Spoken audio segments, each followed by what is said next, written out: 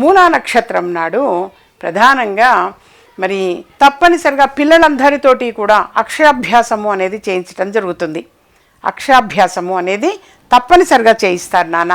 అలాగే ప్రతిసారి కూడా మన ఆఫీసులో మరి పిల్లలందరినీ కూడా పిలిచి మంత్రోపదేశం ఇవ్వటం అనేది జరుగుతుంది ఉచితంగానే. ఇప్పుడు కాదు, చాలా సంవత్సరాలుగా 15-16 సంవత్సరాలుగా అలవాటు.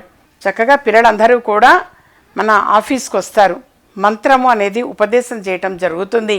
అది ఉచితంగానే. కాకపోతే పిల్లలందరూ కూడా తెలుపు రంగు వస్త్రాలు కట్టుకురావడం చాలా చాలా మంచిది. తెలుపు రంగు వస్త్రాలు కట్టుకురావడం చాలా మంచిది.